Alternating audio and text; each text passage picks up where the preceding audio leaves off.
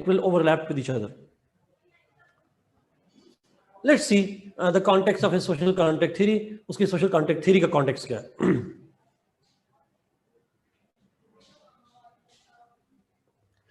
जल्दी से बताइएगा. Social context theory is about what aspect of state? ये state के functions के बारे में है, state की origin के बारे में है, किस बारे में है? What is it about? Origin के हवाले से जी, exactly. It's about the origin of the state. उस हवाले से जो theory है, उसको हम social context theory कहते हैं. Now, जो रूसो है उसका जो सबसे बड़ा कॉन्टेक्स्ट है, that was the conditions of France, the conditions of France at that time.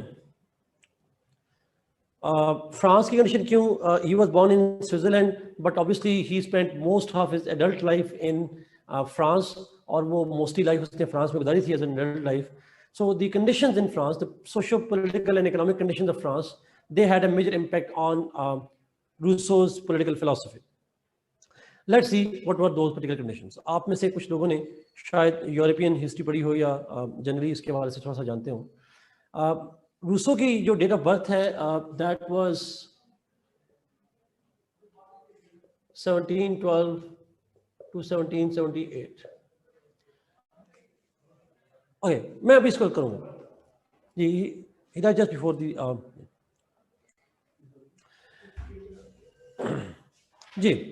Now जो रूसो है, when he was living in France, तो at that time France was governed by the Louis dynasty, Louis 14 और फिर 15 and 16. So Louis dynasty was ruling the France.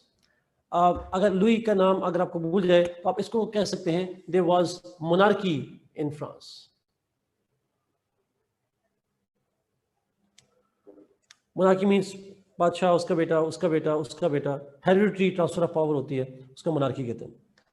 And this Louis dynasty, the monarchy in France was in fact a totalitarian one, an authoritarian one, a brutal one, with a monarchy that had little regard for the public interest, and the monarchy that was only selfish in interest, and it exploited the common people, it exploited the ordinary people for their own interests. अच्छा, इस यहाँ पे एक point ज़रा understand कीजिएगा जी, कि जो France है उस वक्त, it was primarily an agriculture society. एक एग्रीकल्चर सोसाइटी है, और एग्रीकल्चर सोसाइटी से मतलब ये है कि वो एक जहाँ पे मोस्टली जो लोग थे, they were attached to farming. So as a result जी, क्या तो बच्चों को बता दें. Okay, you will have to, I have to pause it ji for 2 minutes, sorry. 2-3 minute के लिए मुझे ज़रा pause करना पड़ेगा. I come back in 2-3 minutes, please. Sorry, just 2-3 minutes.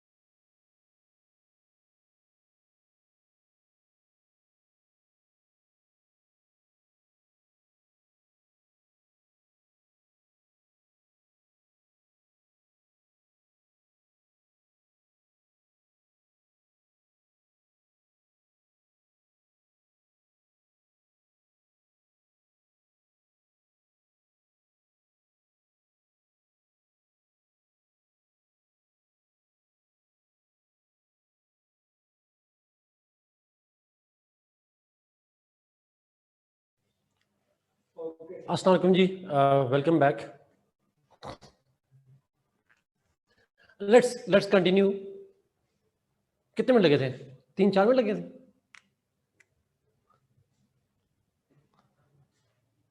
पाँच. चलिए, जिस तरह आपकी नमाज की ब्रेक होती है 5 मिनट की, वैसे मेरी ब्रेक भी हो गया.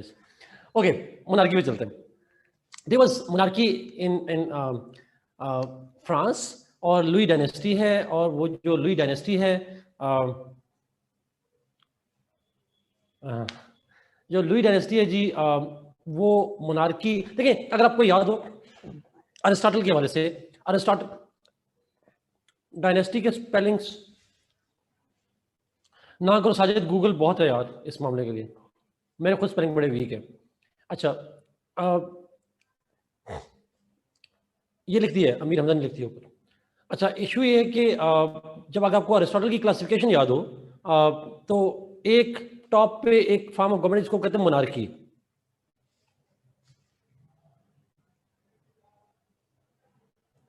इसको लुई डायनेस्टी कहते हैं. ये बोर्बन डायनेस्टी भी कहते हैं, रमशा बोर्बन कहते हैं, लुई भी कहते हैं. यस.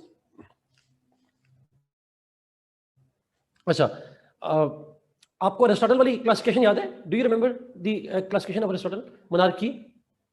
और मोनार्की का अपोजिट क्या होता है? टायरेनी. अच्छा, अगर आपको याद हो उस वक्त मैंने कहा था वो अरिस्टोटल की मीनिंग है, they were the meanings of Aristotle. और उसके नजदीक टायरेनी क्या होती है? What is tyranny? It's the rule of one man for selfish interest. जब कोई एक बंदा अपने सेल्फिश इंटरेस्ट के लिए काम कर रहा हो, रूलर हो, उसको हम कहते हैं टायरेनी. तो यहां पे जिसको मैं मोनार्की कह रहा हूं फ्रांस के अंदर, अगर अरिस्टोटल होता तो इसको क्या कहता? He would have called it tyranny. But हम यहाँ पे क्या कहेंगे इसे? Monarchy. We can call it, yes, we can call it monarchy. It was a bad monarchy, but it was a monarchy. तो इसके बाद मैं उसको भी आपको कहा था कि टेरेनी का टर्म यूज नहीं करेंगे. वो टेरेनी की टर्म उसकी है, मीनिंग है. हम मॉडर्न दौर में टेरेनी का मीनिंग थोड़ा डिफरेंट लेते हैं, उसके मीनिंग मोनार्की के डिफरेंट है, हम डिफरेंट लेते हैं. तो मॉडर्न सेंस में this was a monarchy, but a selfish monarchy. And that monarchy, और चूंकि वहां पे एग्रीकल्चर मोड ऑफ प्रोडक्शन था, वहां पे जो सोसाइटी थी वो एग्रीकल्चर पे बेस कर रही थी उसकी जितनी भी इनकम है. तो एग्रीकल्चर में दो तरह के लोग होते हैं. एक होते हैं फार्मर्स और एक होते हैं landlords. Landlords who own the land and farmers who work in the lands. Problem was वहां पे तीन मेन किस्म की, three main types of people. Ordinary people, then landlords, and then royalty. Royal mean जो बादशाह और उसकी फैमिली से होंगे, लैंडलॉर्ड्स जो कि रिच हैं मेन, और तीसरे थे ऑर्डिनरी पीपल, आम लोग जो हैं. Three kind of people. अब इशू ये था कि जो मोनार्की थी, that had an alliance with the landlords. They both had been having an unholy alliance. They were having a wicked alliance with each other, and together they would exploit the ordinary workers, the ordinary people, farmers. Kaise exploitation? For example, in the entire state, the landlords and royalty, they were exempted from taxes. Tax nahi dete the. By law, tax were exempted to them, and only the ordinary people were to pay taxes. Only they were taxed, and most of the money that used to come from those taxes was spent on the luxuries of the royalty for the wars that they fought, Spanish War में या कहीं और war में, and they were spent on the riches of the landlords. So the ordinary people who are poor, sorry, they were getting poorer because of the atrocities, because of the policies of the monarch. That's true. Thank you, Amir Hamza, for sharing this one. और बाकी कहाँ से आता था अमीर हमजा? 50 + 2 52% हो गया, और बाकी maybe whatever is the case, but some, अच्छा, maybe from peasants and common man दोनों को मिलाकर होगा. The ordinary people, they were at the receiving end of the state. अच्छा, मेरा आपसे सवाल है, if government would have been paying taking taxes from you, and rich are exempted from taxes, and government does not spend money on you, it only collects money from you, will you consider that kind of state as a good state? Will you have a positive view of the state? Never. Exactly. As a result of which, that was the pathetic conditions. Now, because of these conditions, the people had considered state as an oppression, as a symbol of oppression. They considered rulers as oppressors. उन ordinary लोगों में, सफर करने वाले लोगों में, Rousseau was one of them. And he also, fortunately, had access to the landlords. Many of the landlords used to fund him. He was a common man, but he was funded by the landlords. Rousseau, because of the bad experience of the French society, because of the pathetic conditions that he observed in the French society, he produced the theory of social contract to liberate people from clutches of the state. I repeat this point. Rousseau's theory of social contract was meant to free the common people from the exploitation and the clutches of the state. इसको आसान में कहूँ, उसको लगता था ये जो गरीब हैं ये चेन में हैं फ्रॉम द स्टेट. स्टेट ने इनको बांध के रखा हुआ है, इनको एक्सप्लॉयटेशन करती है, इनके साथ जुल्म करती है. And he wanted to free those people, the ordinary people, and free them from the capitalists, the landlords, free them from the royalty. This was the main context in which he wrote the social contract theory. एक दफा shortly सुनिएगा please, इस point को understand करने की कोशिश कीजिएगा. देखिए, हाब्स ने और लॉक ने लिखा या बादशाह को सपोर्ट करने के लिए या पार्लियामेंट को सपोर्ट करने के लिए. बादशाह के पास पावर हो या पार्लियामेंट के पास हो, उनका कॉन्टेक्स्ट इंग्लैंड था. बट रूसो का कॉन्टेक्स्ट है फ्रांस. और फ्रांस के अंदर डायलेमा ये था that people were suffering at the hands of monarchy and at the hands of the landlords, जो उन पे टैक्स लगा रहे होते थे, उनको एक्सप्लॉइट कर रहे होते, and they were not giving them anything in return.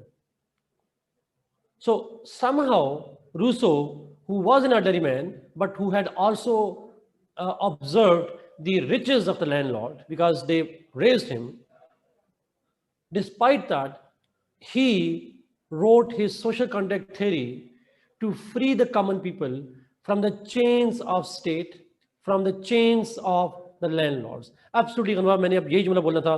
Man is born free, but everywhere he is in chains. Man is born free, but everywhere he is in chains. इंसान by birth independent पैदा हुआ है, आज़ाद पैदा हुआ है, but उसके ऊपर chains डाल दी हैं. और सबसे बड़ी chain किसकी है? Who has the strongest chains? State. State is the most important chain on the freedom of the people. तो अगर आपको थोड़ा सा आइडिया हो जाए, थोड़ा सा एक बेसिक गेस करिएगा, इसकी थ्योरी में दो चीज़ें बड़ी सामने नजर आएंगी. एक होगी इकोनॉमिक्स की debate, property economics, because economics की बुनियाद पे ही फर्क क्या है ऑर्डिनरी लोगों में और लैंडलॉर्ड में? फर्क प्रॉपर्टी का है ना, और तो कोई फर्क नहीं है. लोग तो वही है, इंसान भी वही है, मेल फीमेल दो ही जेंडर्स हैं, और फर्क सिर्फ ये है कि they were the rich having property and not having a property. अच्छा, दूसरी चीज बड़ी इंपॉर्टेंट, जो दूसरा मेन पॉइंट आपको नजर आएगा उसके अंदर, वो नजर आएगा the concept of freedom, concept of property and concept of freedom. These are the two most important elements in Rousseau's theory.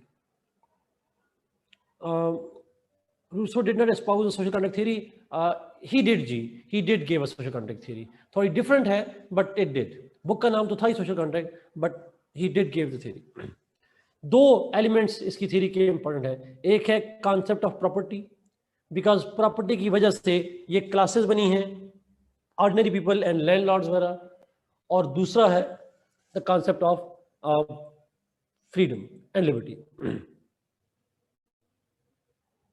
ये दो मेन पॉइंट्स हैं जिसको हम एलैबोरेट करेंगे, बिकॉज वो चाहता था that ordinary people must be freed from the control of the state, state से उनको फ्री किया जाए, और उनकी जो प्रॉपर्टी की डिस्टिंग्विश है that's also important one. So somehow ये बेसिक जो है वो पॉइंट्स हैं इसके अंदर. Let's begin. सो अगेन, अगर वो फ्रांस में पैदा ना होता, वो पैदा होता इंग्लैंड में, तो क्या उसकी सोशल कॉन्ट्रैक्ट थ्योरी होती?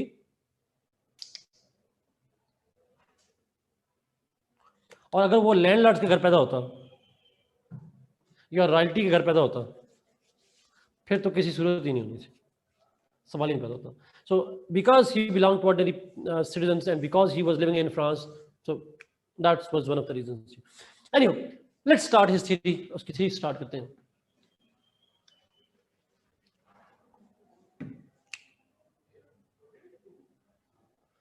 Rousseau begins his theory by first explaining human nature. According to Rousseau, Jean-Jacques Rousseau, the man by nature is neither good nor bad. He is naive, innocent. Naive मतलब innocent है. He cannot distinguish between what is good and what is bad.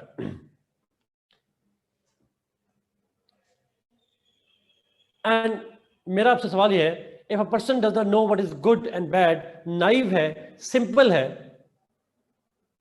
but he fulfills the fundamental instincts, जो basic instincts हैं, जिसको law of nature कहा जाता है, he meets them. खाना, पीना, सोना, ये बेसिक नेचुरल डिजायर्स हैं. He used to do all of those things. तो उसे अच्छे और बुरे का सेंस तो नहीं है, बट उसे सर्वाइवल का पता है. उसे पता है कि मैंने सर्वाइव करना. He knows how to follow the law of nature, sort of animal exactly. तो इसीलिए उसने एक टर्म यूज की. He use the term, and I quote him, man is noble savage.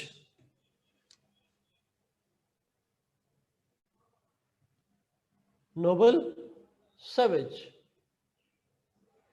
Noble because its innocence is noble, but savage because he follows his instincts. छोटी सी एक मिसाल है जानवर का, आपने लफ्ज़ यूज किया ऊपर एनिमल्स का. आप शेर हिरन को खाता है, खुशी के लिए खाता है या सर्वाइवल के लिए खाता है?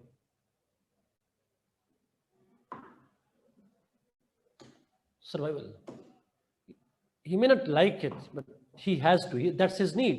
Basic instinct है. He has to eat to live, and that's what he does. इंसान भी उसने कहा ऐसे ही थे. इंसान जब भी एक्ट करते थे अपनी इंस्टिंक्ट जरूरत पर करने के लिए. Savage because he only follows the instincts. वो अपनी इंस्टिंक्ट को फॉलो कर रहे हैं. इंस्टिंक्ट से मतलब ये है कि वो अपनी बेसिकली जिबिलत को फॉलो करें. जो बेसिक नीड्स हैं, नेचुरल अर्जेस हैं, उनको पूरा करते हैं. That's what they do. Noble क्यों है? Because he does not intentionally do harm to anybody. He does not want to do harm to anybody. Innocent है. अच्छा, बच्चों को कहते हैं मासूम होता है, innocent होता है. आप छोटी सी एग्जांपल लीजिएगा प्लीज. बच्चे को आप कहते हैं innocent होता है. Innocent बच्चा, उसे अच्छी और बुरी का सेंस होती है? Does he have the sense of good and bad? अगर होती तो अपना नुकसान तो ना करता ना. एक बच्चा अपना नुकसान कर जाता है, वो अपना ही हाथ जला देता है, अपने आप को गिरा देता है, because he has no sense of good and bad. लेकिन अक्सर देखा होगा छोटे बच्चे हों, गेस्ट आए हों, उनके सामने से बिस्कुट उठा के खा लेते हैं और हमें लगता है कितनी बुरी बात है. ऐसा ही है, हम उनको बुरा समझ लेते हैं. किसी के सामने से कुछ चीजें खाना शुरू कर देते हैं, किसी के सामने कुछ ऐसे अल्फाज बोल देते हैं जो हमें लगता है कि नहीं बोलना चाहिए उनको. But that happens because they are innocent. So they are following instincts. They're innocent, and they don't know it's a bad thing. They don't know it's a good thing. They just do it because they want to, so they do it. आप और मैं बहुत कुछ करना चाह रहे होते हैं, और बहुत कुछ करने चाहने के बावजूद हमारी ट्रेनिंग हमें बताती है कि ये करना अच्छी बात है, ये करना बुरी बात है. हम चुप हो जाते हैं. ऐसा होता है. ऐसा ऐसा बच्चे को सिखा देते हैं, बच्चे अब तुम बड़े हो गए हो, अब तुमने ये हरकतें नहीं करनी है, वी टेल देम। अब आप वो हरकतें कर सकते हैं जो बचपन में करते थे, can you do it? You don't. But what we taught them not to do, but what we taught them to do was actually not the instinct with which you were born. By birth, आपकी ये instinct नहीं थी. You learned it. That's not natural. That's trained one. ऐसा ही है. उसने कहा इंसान ऐसा ही है. He's like an yes. True. It's the same one. So man is noble savage. और नोबल सैवेज ये है कि वो उससे क्या करता है, वो अपने इंस्टिंक्ट को फॉलो करता है। अब वो इंस्टिंक्ट किसी के लिए बुरी हो सकती है, ठीक है, वो एग्जैक्टली वो एवोल्यूशन में आ जाता है, इंसान के अंदर एवोल्यूशन का प्रोसेस आ जाता है। सो द पॉइंट इज कि मैन इज सैवेज, वो इंस्टिंक्ट को फॉलो करता है। He does not have the code of this is good and this is bad, that's a simple idea. So essentially अगर हम इन नटशेल देखें, बास किताबों वालों ने लिखा भी है कि रूसो इंसानी नेचर को अच्छा समझता है, he considers human nature as good one, but हम गुड के बजाय कहेंगे innocence, and innocence is good by the way. अच्छा, in addition to human nature he goes on to then explain state of nature. State of nature क्या होती है? State of nature is the condition of the society in ancient times. पुराने सिखों के ज़माने, सिखों के मतलब सॉरी, एंशिएंट टाइम्स में, प्री हिस्टोरिक जो टाइम्स थे, उस ज़माने में क्या कंडीशन थी लोगों की, what kind of life, what type of life, what was the state of life at that time in ancient times. तो अगर इंसान ऐसे हों जिन्हें sense of good and bad ना हो, नोबल सैवेज हो, तो उस माशरे में, उस माशरा नहीं होगा, उस कंडीशन में लोगों की लाइफ कैसी होती होगी एंशिएंट टाइम्स में? There will be peace. There was peace. There was peace. They were free. अच्छा, मेरा सवाल है, फ्री कैसे? बच्चा अपने आप को फ्री फील करता है तभी तो जो दिल चाहता है कर लेता है। You do what you like to, you are not chained by, आप लॉज नहीं है और साथ कोई बुराई का कॉन्सेप्ट नहीं है कि मैं ये करूंगा तो ये बुरा कहलाएगा, लोग क्या कहेंगे, ये कोई सेंस नहीं है। लोग क्या कहेंगे ऐसा कोई सेंस नहीं है, बुरा लगेगा ऐसा कोई सेंस नहीं है। If I will do something तो मुझे ये डर नहीं है कि कोई ऐसे कहेगा, तो exactly when there are no values, no norms, because there was no sense of good and bad, so therefore the people lived a free life but solitary life. Why solitary life? आप किसी से good करते हैं तो आप friendship बनाते हैं, दोस्ती बनानी अच्छी बात है, किसी को मारना बुरी बात है।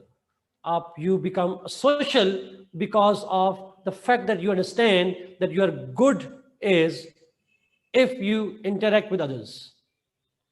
अगर मैं किसी की हेल्प करूंगा वो मेरी हेल्प करेगा, and that is a sense of good and bad. They didn't have the sense of good and bad, they only knew how to satisfy their instincts, and they were only concerned about their instincts. Noble savage. And therefore, because they were only self-centric, therefore we call their life as solitary life, akela pantha. They never made friends, they never made enemies, they just lived on their own. Individual life ko jate rahe. So life was solitary, peaceful and free at that time. सुकून था, nobody would poke into the affairs of nobody, nobody would interfere in the affairs of nobody, because they didn't know interference का मतलब तो ही होता है अच्छा या बुरा, you want to do good to somebody, you want to do harm to somebody, no idea at all. It's a very ideal view, कदन ठीक कह रही हैं। एक मूवी में अक्सर स्टूडेंट को रिकमेंड करता हूँ जी, अक्सर घूमो फिरो मजे करो, absolutely no society at all, society नहीं थी। एक मूवी कभी आपने देखी हो, इस तरह के स्टेज आइडियाज में मूवीज बनती हैं बहुत वक्त। एक मूवी बनी थी, अब मैं भूल गया हूँ, हाँ, the invention of lying, the invention of lying. It's a wonderful movie, it's an idea, वही वाला जिन लोगों ने देखी है, आइडिया यही है कि एक ऐसी दुनिया अच्छा आज का नॉमिनेटेड है ऐसी दुनिया जिसमें एवरीबडी स्पीक्स द ट्रूथ।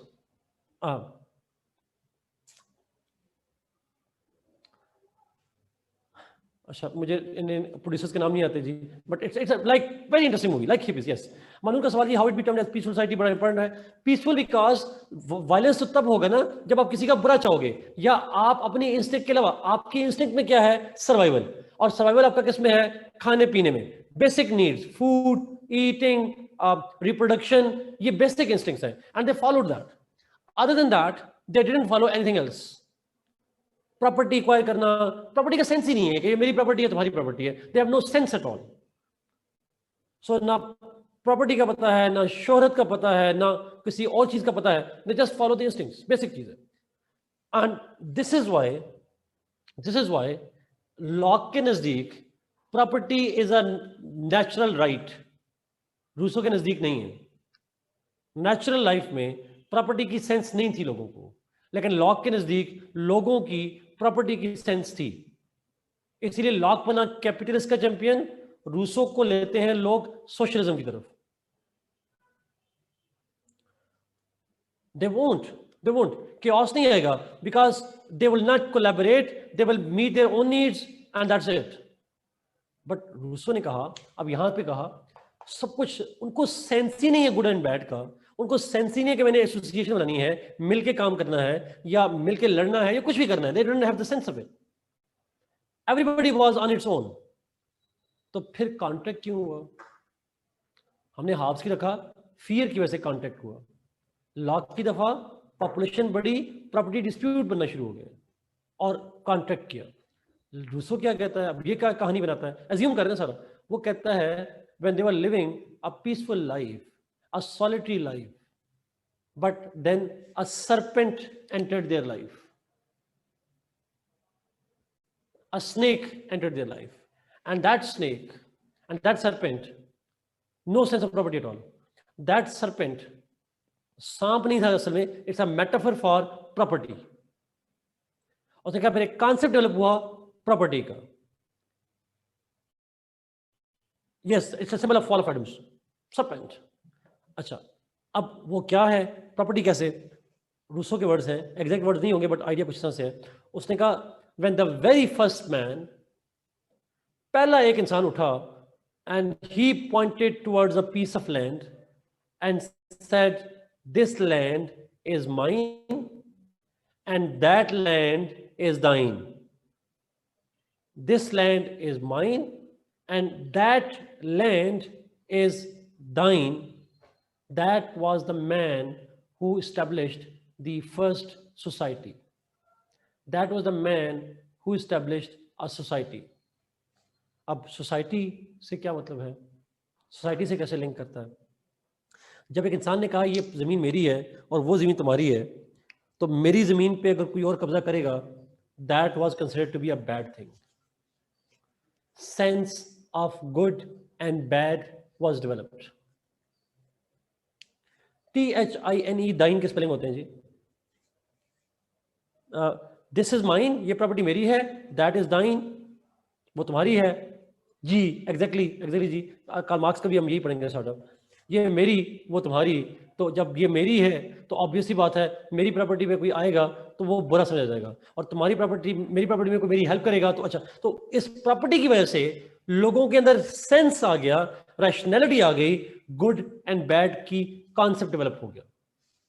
और जिस लोगों में गुड और बैड का कॉन्सेप्ट डेवलप हो जाए उसको हम क्या कहते हैं, we call those people as society. Common idea of good and bad is what we call the society. So this is, serpent enter ना होता, लोग प्रॉपर्टी का कॉन्सेप्ट ना आता, लोग सुकून से रह रहे थे, चिल कर रहे थे। Absolutely nobody was into nobody's affairs, they were, each individual was free. But फिर प्रॉपर्टी आई और सोसाइटी बनी, और जब सोसाइटी बनती है तो फिर लोग क्या कहेंगे वाला जुमला आ जाता है। You lose your freedoms, you lose your liberties, you embody chains. आपके पास रिस्ट्रिक्शंस हो जाती हैं, चेन्स आ जाती हैं, बिकॉज आप कॉन्शियस हो जाते हो, लोग कहेंगे बुरा है, लोग कहेंगे अच्छा है। सोशल कंट्रोल्स बनना शुरू होते हैं, फैमिली के, फ्रेंड्स के, सोसाइटी के चेंज बनना शुरू हो जाती हैं. सो दिस इज वाई वो अक्सर हम नहीं कहते इग्नोरेंस जो होती है, समटाइम इट्स अ ब्लेसिंग. ना पता होना अच्छा होता है, but as soon as people got conscious, as soon as people got the sense of good and bad, that was the beginning of end of their liberties. Ignorance is a bliss. Yes, is it clear? जब good और bad का concept हुआ तो लोगों ने property और वैसे भी कॉन्फ्लिक्ट्स और डिस्प्यूट बनना शुरू हुआ. गुड एंड बैड के कॉन्सेप्ट के साथ जब सोसाइटी बनी तो सोसाइटी के डिस्प्यूट बनना शुरू हुए. सोसाइटी में हेरार्की नहीं होती ना. There is no hierarchy in society. There are people just और having common values. So when there were disputes and conflicts, then those people said let's enter into a contract. अब हम contract करते हैं और contract करके let's try to restore our freedoms. यहां पे दरम्यान में इस पॉइंट को अगर आपने नहीं लिखा तो कोई बात नहीं, एक दरम्यान में एक पॉइंट था बड़ा इंपॉर्टेंट. रूसो ने कहा जब प्रॉपर्टी के कॉन्सेप्ट की वजह से सोसाइटी बनी, डिस्प्यूट्स कॉन्फ्लिक्ट बनना शुरू हुए, प्रॉपर्टी के डिस्प्यूट और कॉन्फ्लिक्ट्स हैं, तो people longed for, they desire to go back to the state of nature. लोगों की ख्वाहिश आई कि हम वापस चले जाएं उस स्टेट ऑफ नेचर में, और उस स्टेट ऑफ नेचर में जहां everybody was free and nobody had interfered in nobody's affairs, and there was peace. And they wanted to achieve the same innocence, they wanted to achieve the same freedom that they enjoyed in the state of nature. But was it possible now? It was not. तो क्या करें? अब innocence तो नहीं आ सकती, innocence नहीं आ सकती, तो हम फ्रीडम किसी और तरीके से भी अचीव कर सकते हैं. उन्होंने कहा कि let's enter into a contract. Contract करते हैं, और कॉन्ट्रैक्ट किया. कॉन्ट्रैक्ट क्या था? The people spoke a contract, और वो वर्ड्स तो एग्जैक्टली नहीं होंगे बट आइडिया वही है, मैं इसको रिफ्रेश कर रहा हूं. वो कहता है कि the people gathered at a place and they spoke a contract. उन्हें कॉन्ट्रैक्ट बोला, और वो कॉन्ट्रैक्ट क्या था? वो एग्जैक्ट वर्ड फिर रिपीट करूं नहीं है. उन्होंने कहा we surrender all our rights, not to any man, not to any man or any assembly or group of men, not to any individual, but to the general will of the community. We surrender all our rights, not to individuals, not to people individually or collectively, not to the community, but to the general will of the community. हम अपने interest को surrender करते हैं community की general will से. अब मेरा आपसे सवाल ये है, जब लोगों ने अपने राइट्स को सरेंडर किया जनरल विल को, तो अब सॉवरेन कौन बना? Who became the sovereign?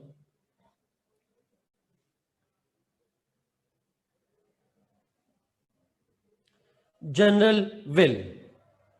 General will became sovereign because people surrendered their rights to the general will.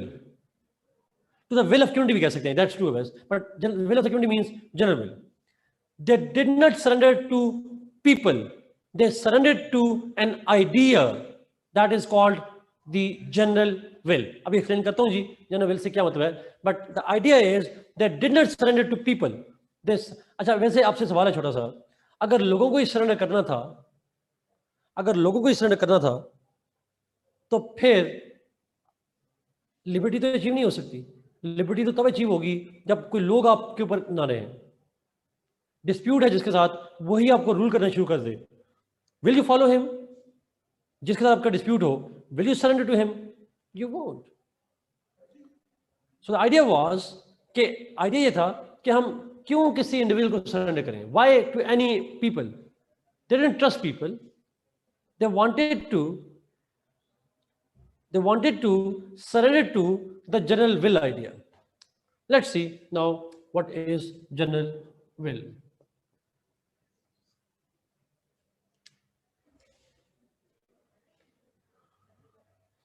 Yes true.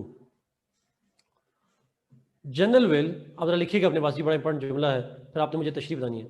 General will is the will, general will is the will which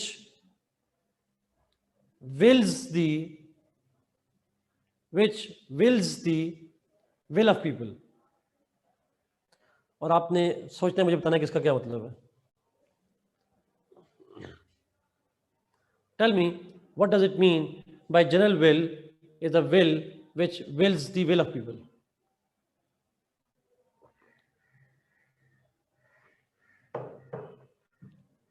Common interest. Yes. Common good. Common good. Majority कलस नहीं है उसके अंदर। Interest of the community.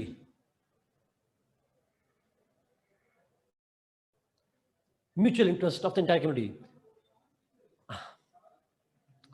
अच्छा, अब जरा सुनिएगा please को, पॉइंट को, बड़ा इंपॉर्टेंट। जो it's a will which works for the interest of the people. It's a will which works for the interest of the people. अब लोगों का इंटरेस्ट क्या है? What is the interest of the people? अब मेरा आपसे सवाल ये है, जल्दी बताइएगा। यस अली, लोग चाह रहे थे, they wanted to achieve the same liberty and same freedom that they enjoyed in the nature. They wanted to get the same freedom, the same innocence. वही freedom, वही innocence चाह रहे थे। So general will works for, जी मुझे ऐसे ही है। So general will actually desires the freedom of liberties of people. लेकिन कैसे पता चलेगा कि जनरल विल कहां पे है? Who will express the general will? Majority? Action replay, yes. Majority जाएगी, कैसे बताएगा कि how general will be expressed? Who will do that? Majority or minority?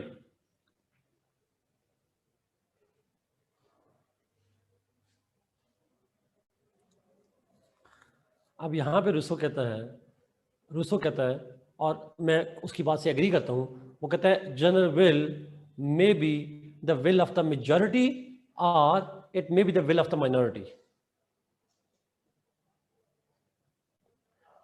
Rousseau कहता है general will may be represented by और may be expressed by the will of the majority और the will of the minority. अच्छा, जरा understand कीजिएगा please. General will may be the will of the majority or it may be the will of the minority. ये है collective interest के लिए. It is for the common interest of the entire society. But who represents it? कौन बताएगा? वो majority भी कह सकती है, वो minority भी कह सकती है। अच्छा, आप जरा थोड़ी देर के लिए इसको जरा साइड पे रखिएगा। वापस आते हैं अरिस्टोटल के ऊपर।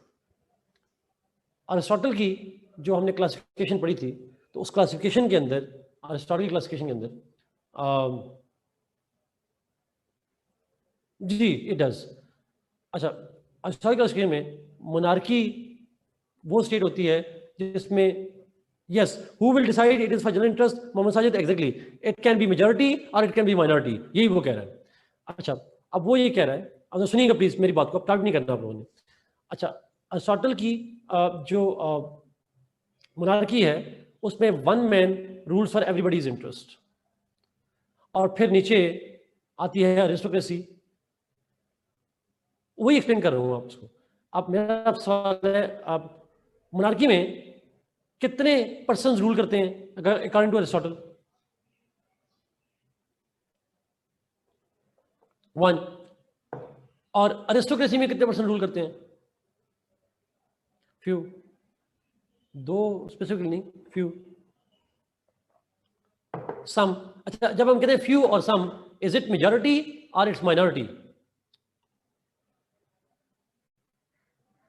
इट्स माइनॉरिटी, ऑब्वियस बात है, फ्यू का मतलब ये होता है माइनॉरिटी होता है।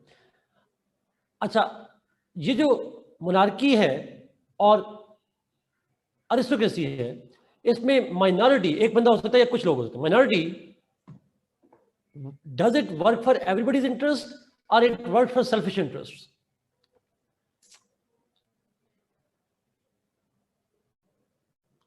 एवरीबडीज इंटरेस्ट नहीं, सेल्फिश तो नहीं है, सेल्फिश नहीं है। मैंने बताया था मोनार्की वो होती है जिसमें एवरीबडीज इंटरेस्ट होते हैं।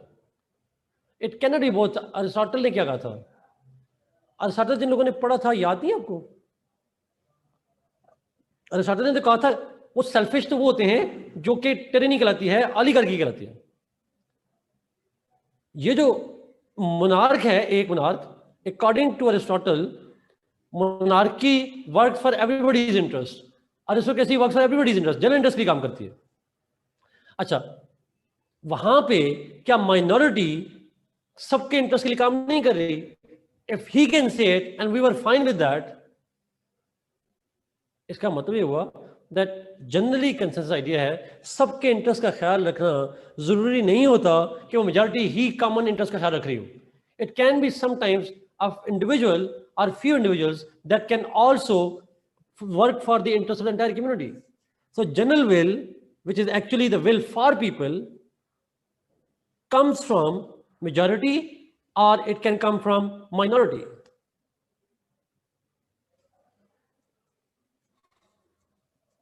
No, no Sanan, absolutely not. ये तो नहीं कहा हमने, तो उसमें इलेक्शन की बात ही नहीं की। हमने अरिस्टोटल ने तो इलेक्शन की बात ही नहीं की, फ्यू पीपल कैसे रूल करेंगे, कैसे इलेक्ट होंगे, ये तो उसने बात नहीं की। और वैसे मोनार्की को कौन करेगा? One man rule sort of.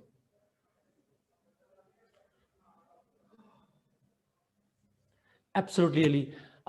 देखिए, the ultimate goal that matters is the freedom of the people. That's what general will does. चाहे वो कोई एक बंदा उनकी फ्रीडम गारंट कर दे, कुछ लोग कर दें, चाहे मेजॉरिटी कर दें, but people need to be freed. People need to be freed from whom? कैसे फ्रीडम चाहिए उन्हें? यस, माइनॉरिटी हो या मेजॉरिटी हो, it could propagate common interest. देखिए, दुनिया में एक जमाने में कॉन्सेप्ट होता था कि मेजॉरिटी पब्लिक, जो मेजॉरिटी होती है, जो डेमोक्रेसी होती है, उसी से इकोनॉमिक डेवलपमेंट आ सकती है। यूरोप डेवलप हुआ, अमेरिका डेवलप हुआ, चाइना ने कहा हमें मेजॉरिटी को रिप्रेजेंट नहीं करते, we are communist party. But क्या इकोनॉमिक डेवलपमेंट वहां नहीं हुई? Didn't it start working for everybody's interest? It did. क्या सिर्फ डेमोक्रेसीज ही डेवलप करती हैं? चाइना ने कहा नहीं, जरूरी नहीं होता। सो कॉमन इंटरेस्ट का ख्याल हमेशा मेजॉरिटी रखेगी, ये ऐसा जरूरी नहीं है। Even minority can look after the interest of the entire community. So this general will can be the will of the majority and it can be the will of the minority. जी agree. अगर सिर्फ majority rule होता, उसको हम कहते that the dictatorship of the majority, that would have become the dictatorship of the majority. और यहां पे वो कह रहा है कि नहीं, it can be will of the majority, it can be will of the minority, वो कोई भी हो सकता है। जनरल विल बनती कैसे है? How it is developed? ये डेवलप कैसे होती है?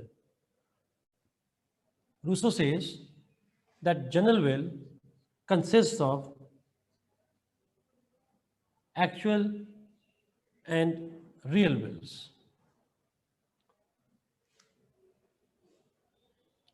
कोई भी रूल करे, फ्रीडम होनी चाहिए, absolutely. Actual will, real will, दो तरह की होती है। अब रूसो कहता है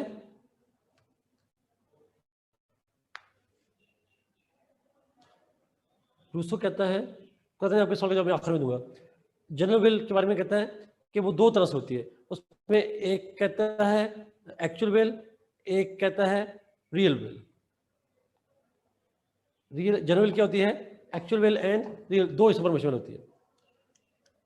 अच्छा,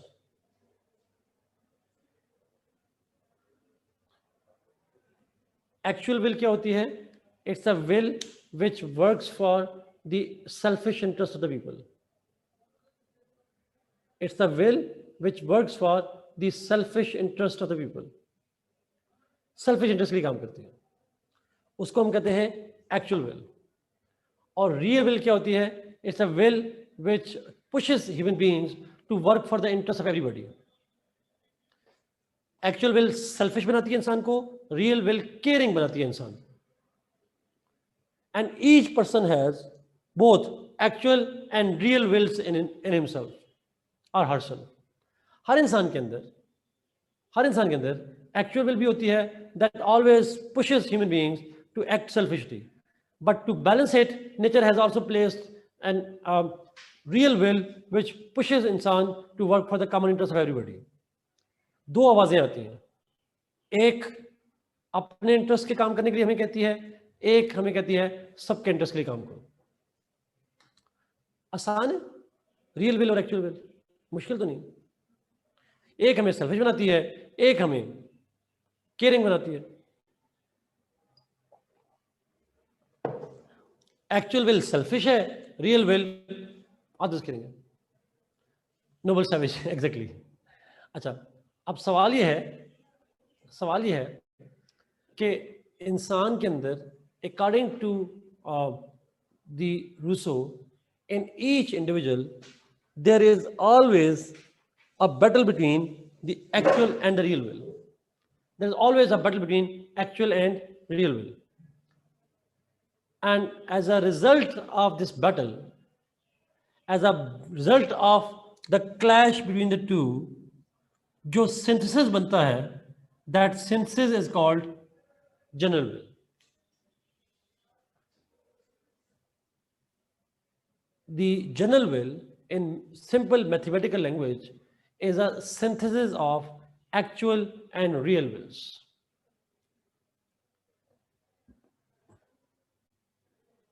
That's true. True. Angels and demons. देखिए movie. So actual and real will, और दोनों के दरम्यान में जो क्लैश है, सिंथेसिस बनता है, जो सिंथेसिस बनता है वो होती है जनरल विल। इसका मतलब है जो जनरल विल है ये वो कह रहा था एक डोमिनेट नहीं करती, सिंथेसिस बनता है। अब व्हाट इफ वन डोमिनेट्स, फिर रूसो को थ्योरी दोबारा चेंज करनी पड़ेगी, बट वो कहता है कि नहीं, एक नहीं। एक्चुअल प्लस विल इंटरैक्ट करती हैं, सिंथेसाइज करती हैं और फिर बनती है जनरल विल। अच्छा, अब जरा देखिएगा, जो जनरल विल है वो सबके इंटरेस्ट के लिए काम करती है। तो ये सबके इंटरेस्ट के लिए काम करेगी तो उसका भी तो इंटरेस्ट यही होगा, उसका इंटरेस्ट भी तो यही होगा जिसकी मैं एक इंडिविजुअल हूं, अगर एक जनरल विल सबके इंटरेस्ट के लिए काम कर रही है तो मेरे इंटरेस्ट के लिए भी काम करिए। So my interest is also fulfilled in the general will, everybody's interest is fulfilled in general will. And what is that interest? The interest is not the economic development but the freedom and liberties. अच्छा, liberties from whom? Liberties from other people. किसी भी इंसान से liberty चाहिए, इसीलिए वो इंसानों को सरेंडर करवाता है, किसी इंसान के आगे सरेंडर नहीं करवाता, वो इंसानों को सरेंडर कराता है आगे जनरल के। तो हम उस आइडिया को मानेंगे जो आइडिया सबके इंटरेस्ट के लिए काम करेगा। जो आइडिया किसी एक के इंटरेस्ट के लिए काम करेगा हम उसको नहीं मानेंगे। इंसानों को तो करते ही नहीं, आइडिया को। अच्छा, आइडिया को मानने की बात बड़ी इंटरेस्टिंग है। बच्चे समझते हैं आइडिया को कैसे मानना है, तो आपने रूल ऑफ लॉ सुना होगा। रूल ऑफ नवाज शरीफ नहीं है, रूल ऑफ इमरान खान नहीं है। रूल ऑफ क्या है? लॉ है। Law is a principle, law is an idea, it's a notion, it's not material thing. So यहां भी people wanted general will to rule, they surrendered to general will because they think that general will can free them from other people. और other people से मतलब obviously state है, lords हैं, landlords हैं, उन सब की बात हो रही है। अच्छा, let's move towards the features of the theory. 1. This social contract created state. This social contract created state. और state क्यों बन गई? Because people got politically organized. They surrendered to an idea. A higher authority was created, which is general will. इसमें sovereign कौन है state में? Who is sovereign? General will. General will is the sovereign. Individual नहीं है, इंसान नहीं है, general will sovereign. Is it a natural state or organic state, या it's an artificial state? Artificial, man made है।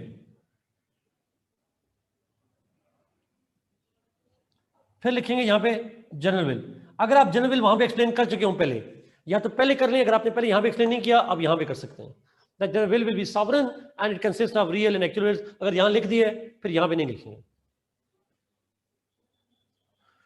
Fifth, the concept of liberty.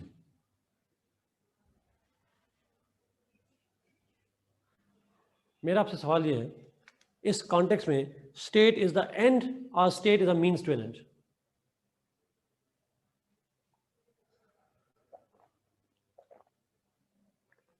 It's a means. End क्या है? What is the end?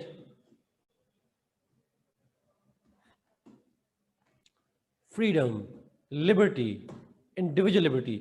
और liberty किससे? This state is meant to free people from state as well as to the society. इंसान को freedom चाहिए, the same freedom that they enjoyed in the times of state of nature. तारीखी ज़माने में जो freedom enjoy करते थे, same freedom होनी चाहिए, freedom from the state and freedom of other people. अच्छा, अब मेरा सवाल है, वैसे आपसे पूछ रहा हूँ, क्या और स्टेट का काम है अपने आप से फ्री करना और दूसरे लोगों से फ्री करना मुझे।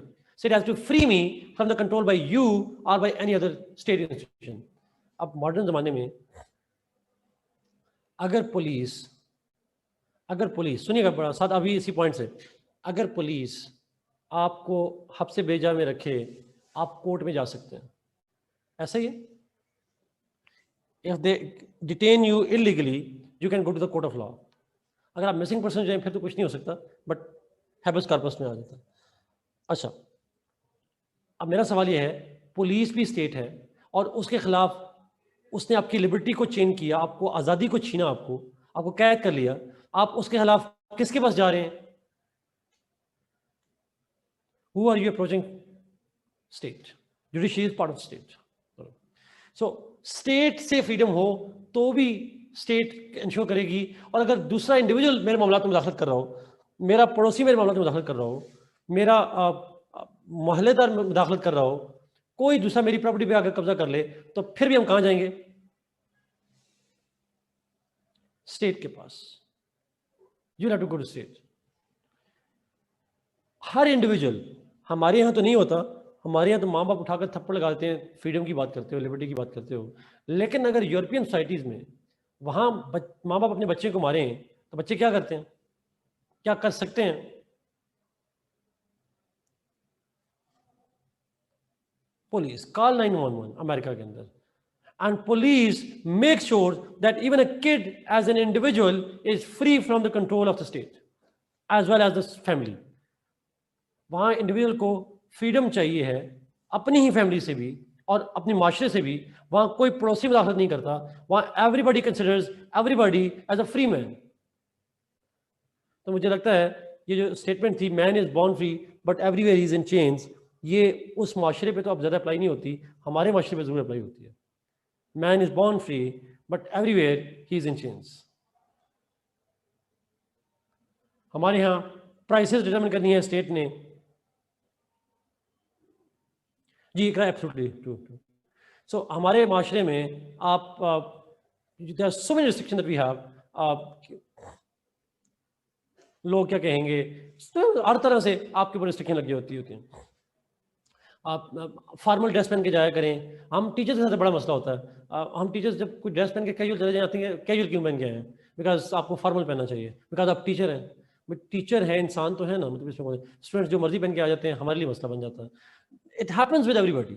We expect people to behave in a particular way. We actually do not deny them the freedom to make choices. मैंने उसी को कहा, बहुत बड़ी चीज़ें तो छोड़ें, आप में से कितने लोगों को ये लिबर्टी और फ्रीडम है कि अपना नाम भी रख सकते हैं? How many of you are free to make choices for yourself? नाम रख सकते हो। That's the dilemma. That's the dilemma. हमें नाम रखने की नहीं है, बाकी फ्रीडम से दूर की बात है। एक कमेंट आया जी, we are not Greeks, we are Muslims. You are right. इसका मतलब ये है, कहना चाह रहे हैं कि हमारे माशरे में जितनी फ्रीडम्स हैं वो इस्लाम की दी हुई फ्रीडम्स हैं। अब नाम रखने से इस्लाम हमें मना करता है? Is it Islam barring our liberties and freedoms? It's not. It's the society that does. तो इस्लाम नहीं कर रहा होता, मैं इसी इस्लाम को ब्लेम भी नहीं करता। आप मुस्लिम्स हैं तो इसका मतलब ये नहीं है कि हमारे पास लिबर्टीज नहीं है, फ्रीडम्स नहीं है। इस्लाम तो देता है, मुसलमान नहीं देते। Exactly, so that's the difference. हमें इस्लाम में और मुसलमानों में थोड़ा फर्क है, काफ़ी, थोड़ा तो नहीं है, काफ़ी फर्क है। तो समहाउ ये उसकी थ्योरी है जी। This is what is his theory, these are the features of his theory. Any question on that? अब इसी की थ्योरी पे फिर क्या हुआ, उसने लोगों को कहा कि ये जो लैंडलॉर्ड्स हैं उन्होंने आपको चेन में रखा हुआ है, ये जो रॉयल्टी है, state must work for your liberties and freedoms, and if you are not given freedoms तो ये इसको कहते हैं the contract is revocable. Revocable contract है, कंडीशनल कॉन्ट्रैक्ट है। कंडीशन ये है लिबर्टी चाहिए, जनरल विल को उसने किया है लिबर्टी चाहिए, अगर नहीं मिल रही overthrow the government. It was Rousseau's teachings, it was Rousseau's writings that actually created the conditions of revolt in France, and people then ultimately rose up against the ruling elite.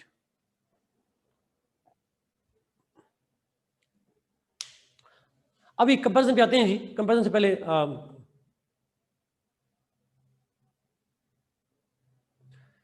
state ensures liberty by rule of law, that's true.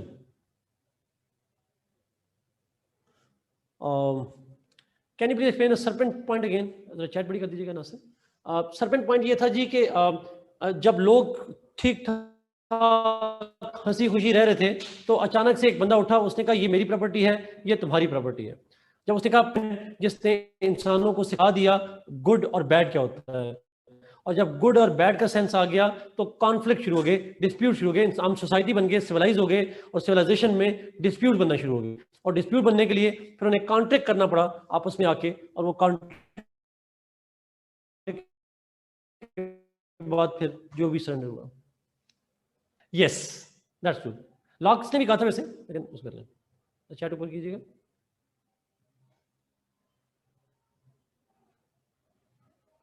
बस ठीक है, okay. yes, I too like थी, मेरा most favourite writer जो है वो Rousseau है जी। He is my most favourite and ideal thinker because he wants people to free from other people as well as from the state. Absolute. Who will ensure the general will, like any leadership concept in this theory? अब ये जुल्फकार बड़ा important point है, ये सबसे बड़ा उसका criticism आता है, वेग पॉइंट है। Who will ensure, ऊपर किसी ने कहा गवर्नमेंट कहाँ से आ गई, यही प्रॉब्लम था कि ये इंश्योर कौन करेगा that general will is followed? We don't know. It can be people, it can be, we don't know. Pakistan में तो मिलिट्री ऐसा काम करती है, but who does it according to Rousseau, वो वेग है, इसके बारे में क्लियर नहीं है, ये उसका क्रिटिसिज्म पॉइंट है। Any major achievement to his name, the most important achievement is he is considered to be the intellectual founder of the French Revolution and the modern concept of liberties. Revocable, repeat कर दें, this contract is revocable means reverse किया जा सकता है, contract cancel किया जा सकता है, बिकॉज जो भी गवर्नमेंट बनेगी, जो भी लोग होंगे जो गवर्न करेंगे स्टेट को, चाहे वो माइनॉरिटी हो या मेजॉरिटी हो, they will have to ensure the liberty of people. अगर वो लोगों की लिबर्टी इंश्योर नहीं कर सकते, then they will not be able to govern. Rousseau left to French revolution, absolutely जी। आगे जाइएगा, स्पॉन्सर चैट नीचे नीचे नीचे। Is this theory became the reason of French Revolution? Yes, it was a theory that caused the French Revolution. थोड़ा सा ऊपर जाइएगा चैट में, ऊपर ऊपर बस। He does, how does he explain the concept of economy? और मेरा देखें, उसने कहा कि पूरी स्टेट में कॉन्फ्लिक्ट किस वजह से शुरू हुआ? प्रॉपर्टी की वजह से शुरू हुआ। प्रॉपर्टी ना आती तो कॉन्फ्लिक्ट ना बनते। Property is the reason why conflict began. Property की वजह से इंसान चेन में आया, दैट्स द आइडिया जी। आसान, एग्जैक्टली। उस बंदे को पकड़े जिस बंदे ने सबसे पहले कहा था दैट ये मेरी है, ये तुम्हारी है, क़यामत वाले दिन उसका नाम याद रखना, बस जो भी नाम होगा।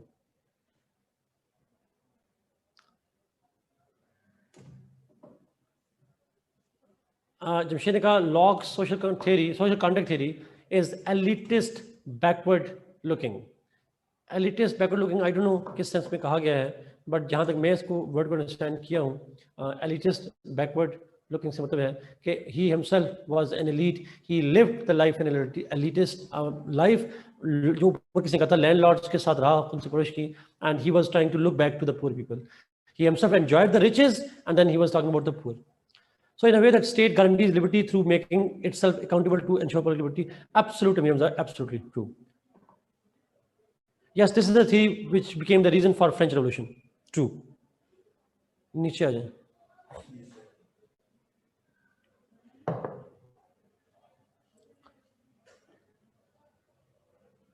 Who will decide?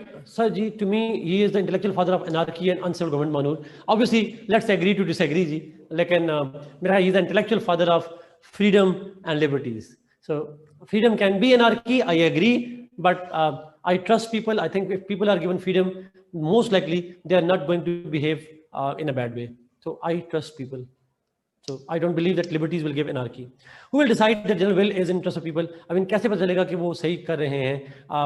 General will always work for the interest of the people. हाँ, general will को represent करने वाले वाकई वो public interest के लिए काम कर रहे हैं कि नहीं कर रहे, ये अलग बात है. But will is always work for the interest of the people.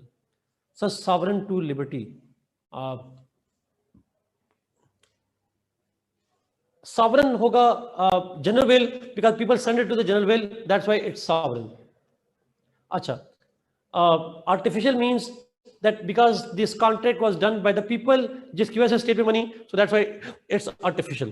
फिर general will का concept वही है जो हम पहले बात कर चुके हैं. Liberty means that general will जो sovereign है, it will ensure that people remain free. Each individual remains free from the state and free from other people. Isn't it this way making state too powerful and may lead to a state becoming so too powerful eventually as it is the sole body guaranteeing people's freedom? Amir Hamza बड़ा सवाल important है, अगर आप public करते हैं मैं फिर इसका आंसर करूंगा, बड़ा इंपॉर्टेंट सवाल है, प्लीज फिलोसॉफिकल आंसर है इसका प्लीज। सर ये तीनों थीरीज कभी इंप्लीमेंट नहीं हुई, नहीं एग्जैक्ट इंप्लीमेंट नहीं हुई, बिट्स एंड पैचेस जो जरूर इंप्लीमेंट हुए।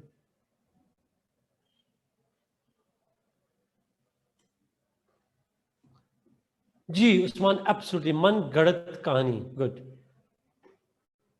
चर्च क्या क्या बना, चर्च पीछे हो गया था जी, चर्च को हटा दिया गया था, ग्लोरियस रेवोल्यूशन आया, बादशाह वीक हुआ, मुनार वीक हुआ, अभी हम चलेंगे वैसे अगले पॉइंट पे, और ऑटोमेटिकली चर्च भी वीक हुआ। Yes, his theory is contradictory to Hobbes theory, true. Sometimes yes, इसकी दोनों इंटरप्रिटेशन होती हैं, हाब्स के करीब भी। This is also conditional contract, yes conditional. Simplest context of his theory, simple context of his theory was the conditions of France where poor people were exploited by the rich people. Chat ऊपर कीजिएगा जी। अमीर हमजा का सवाल बड़ा important है जी। Sir, isn't this in a way making state too powerful and may lead to the state becoming too powerful eventually as it is the sole body guaranteeing people's freedom? Absolutely Amir Hamza, इसीलिए अमीर हमजा इसकी theory की एक तशरीह जो करते हैं, जो socialist करते हैं, वो यही कहते हैं that जनरल सोशलिस्ट ये कहते हैं कम्युनिस्ट पार्टी एक पार्टी जो मेजॉरिटी को रिप्रेजेंट नहीं करती, but it can work for the interest of everybody. Socialist यही कहते हैं कि हमें पता है अवाम का फायदा क्या है, so we as a minority, dictatorship of the Communist Party can work for the interest of everybody. Yes, but this is a excuse through which they kind of grab power in their own hands too. Such stories बनाते रहे, हमें फंसा गए, true Hassan, agreed. Sir, but power is in the hands of people as it's about their interest. Yes, but people are expressing general will, but sovereign नहीं है लोग, ये point है basically. People are themselves under the sovereign, which is not, जो sovereign है वो general will है, लोग नहीं है। Yes, according to this theory, minority can rule over the majority. It can, or it can also happen that majority, असल में minority rule करे या majority करे, इससे फर्क नहीं पड़ता। लेकिन अब जरा मेरी बात का सवाल देखिएगा प्लीज, मेरा सवाल का जवाब दीजिएगा।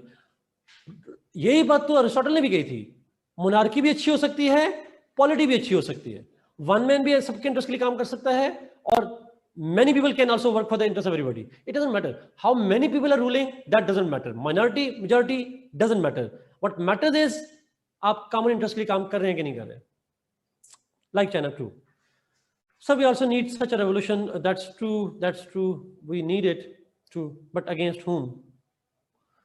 ये मसला है. Sir, I firmly believe that humans are instinctual by nature and we are only tamed with regulations. With too much liberty, will it create foster anarchist belief and perspective as contentment will be foregone? Amir, let me debate that, but I agree with most of it. Is China following? No, we don't say that China is following this theory. हम ये नहीं कह रहे. Socialist as an idea जरूर कहते हैं. जी, आसान, true. लेकिन ये एग्जाम्पल ना लिखिएगा मुगल्स, चाइना, ये सोचें जरूर. पर मैंने आपको कहा था शुरू में फिलोसोफर नहीं बनना हम लोगों ने. जो उसने कहा वही बताना है बस. उमर, उसने कहा बस एक दिन सो के उठे, एक बंदे को ख्याल आया, वो यही तो नहीं बताता, ये तो क्रिटिसिज्म है. एक दिन उठा, ख्याल आया कि जी ये बस होना चाहिए ऐसे.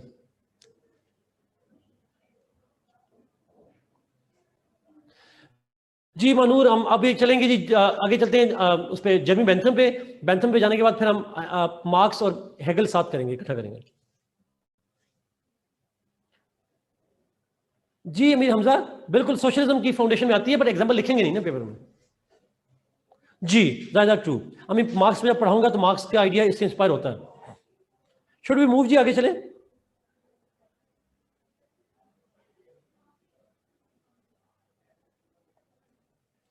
अच्छा, अब कंपैरिजन आएगा तो कैसे करेंगे, मैं कंपैरिजन सिखा दूंगी आपको.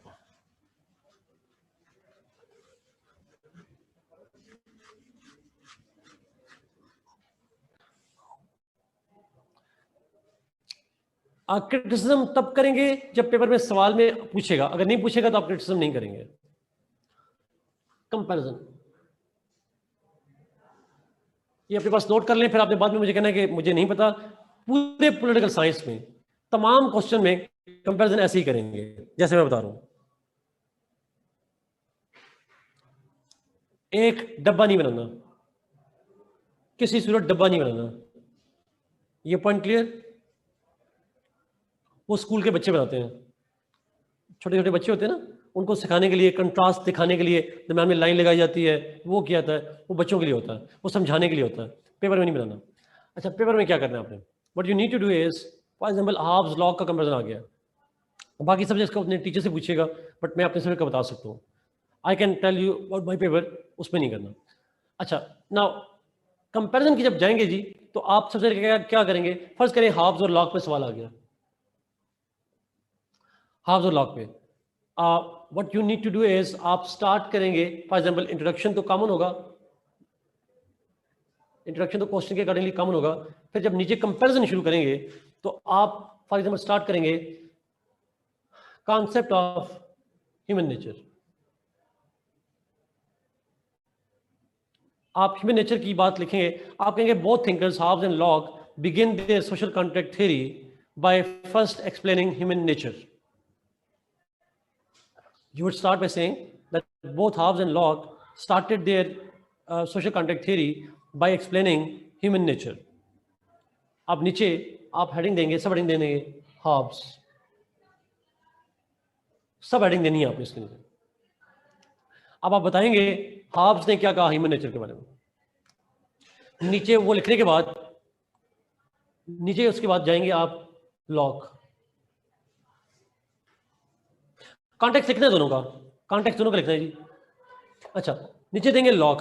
लॉक क्या कहता है? वैसे आपसे पूछ रहा हूं, हाब्स जब ह्यूमन नेचर हेडिंग लिखी, उसके बारे में हाब्स का क्या व्यू है, लॉक का क्या व्यू है? आपकी मर्जी है. ह्यूमन नेचर के नीचे हाब्स और लॉक को सब हेडिंग देकर लिख लें या पैराग्राफ में लिख लें, बट कंटिन्यूस ना लिखिएगा, या पैराग्राफ लिखिएगा या हेडिंग लिखिएगा प्लीज, सब हेडिंग्स. अच्छा, मेरा आपसे सवाल है, हाब्स जब लिख चुके होंगे और लॉक को लिखना शुरू करेंगे इस ह्यूमन नेचर के हवाले से, तो आप क्या लिखेंगे? लॉक का सेम व्यू है या लॉक का व्यू डिफरेंट है ह्यूमन नेचर में? डिफरेंट है.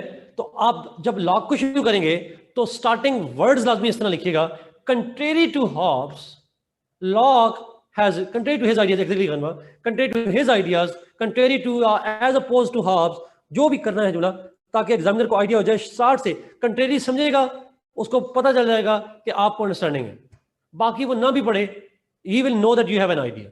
That's it. You will create your impression on the examiner. और सारे मार्क्स इंप्रेशन के होते हैं नहीं, that's how it works. So this is how you will start. अच्छा, फिर अगर हो सिमिलर पॉइंट, फिर क्या करेंगे? नहीं, कॉन्टेक्स्ट अलग लिखेंगे, इंट्रोडक्शन के बाद कॉन्टेक्स्ट अलग लिखेंगे। फिर अगर सिमिलर पॉइंट हो, similar to Hobbes, just likewise, जो मर्जी लफ्ज यूज कर दें, यहां पे आप जितनी बम्बास्टिक अंग्रेजी मार सकते हैं हमारे, जो आपको रट्टे लगाए हुए आप लोगों ने लैंग्वेज के, सारे लगाए उसके ऊपर लगा सकते हैं, बट इस हद तक लाइक वाइज, सिमिलरली, जो भी आप लग लें सर। हाँ, एग्जामिनर को समझ आ जाए, ये जरूरी है। Is it clear? फिर आगे इसी तरह चल जाएंगे। State of nature, minor characters, exactly.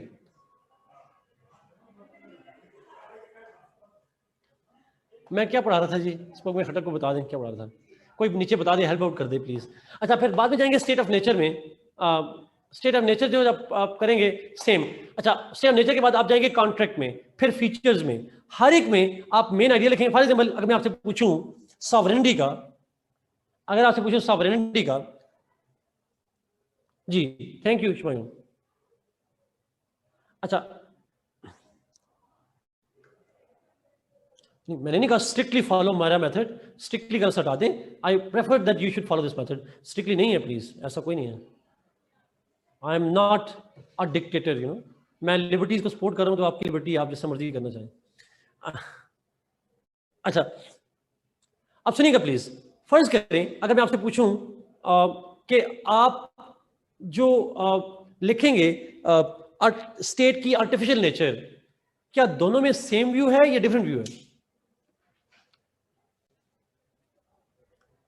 Same है, ठीक है।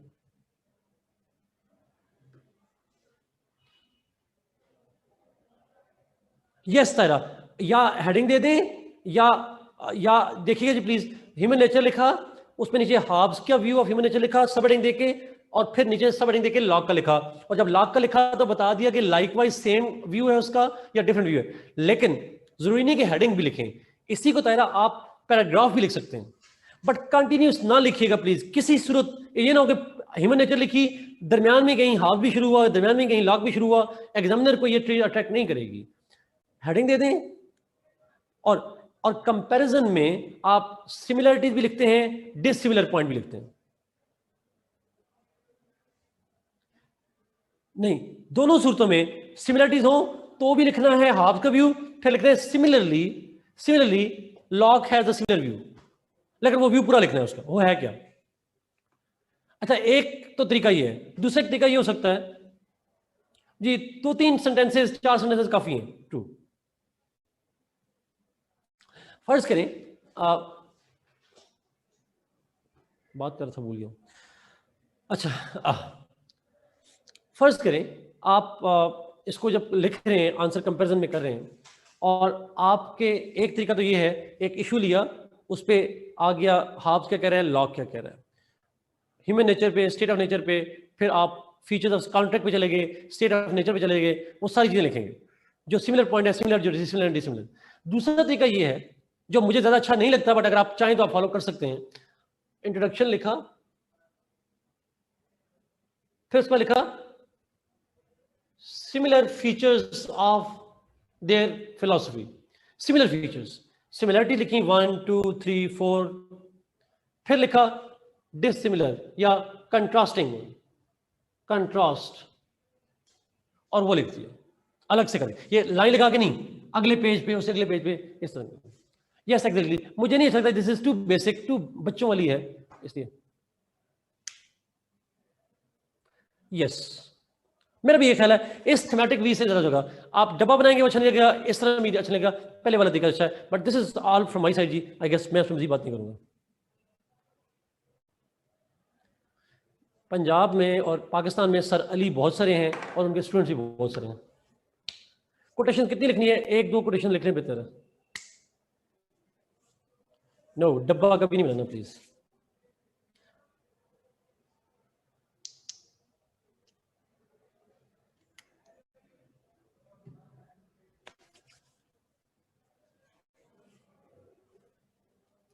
चैट ऊपर कीजिएगा जरा।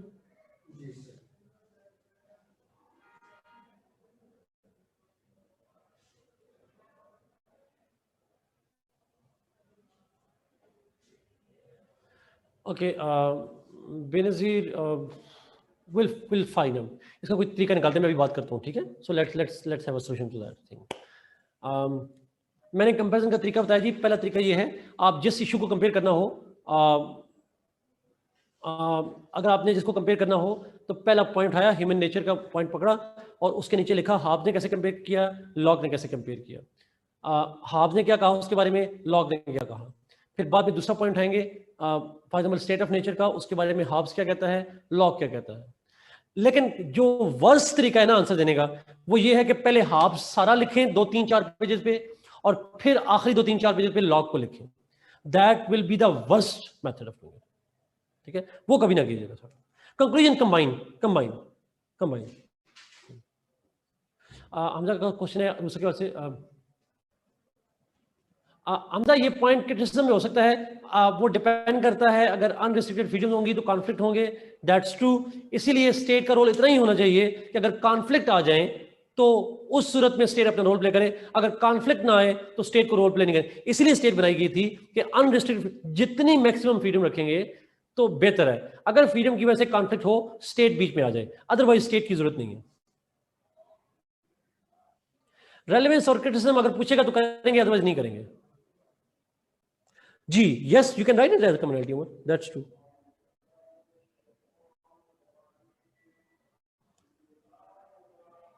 Locke's theory is more hard-hearted than Hobbes.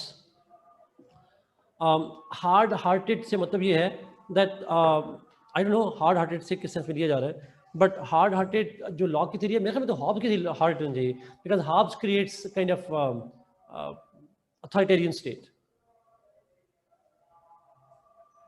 Ji, critical analysis and criticism same meaning है। नहीं जी, मैंने स्पोक में मैंने कहा था कि हाब्स लॉक रूसो पे कंपैरिजन आ सकता है, बाकी में कंपैरिजन नहीं आता थिंकर्स में, कम आता है, बहुत कम। नो मॉडर्न डे एप्लीकेबिलिटी का कंपैरिजन मेरा नहीं ख्याल इस तरह से आता है। रूसो's theory is contradictory to Hobbes। जी साजिद, अगर हाउ टू डू कंपैरिजन अगर पूछे तब टुडे वाली बातें अगर पूछे तब करने वाला नहीं करना। बाकियों पे क्वेश्चन जनरल आ सकता है, जैसे प्लेटो पे अलग सवाल, रूसो पे अलग, लॉक पे अलग सवाल, मैकियावेली पे अलग सवाल, इसी तरह से। क्रिटिसिज्म पे पूरा सवाल नहीं आता, as a part of the answer आता है। जी तैमूर ऐसा ही है। जी टाइम अब हो गया है। नेक्स्ट हमने करना था बेंथम करना था, but now I will go for Karl Marx. Karl Marx पे जाऊंगा, फिर बेंथम पे आएंगे इंशाल्लाह।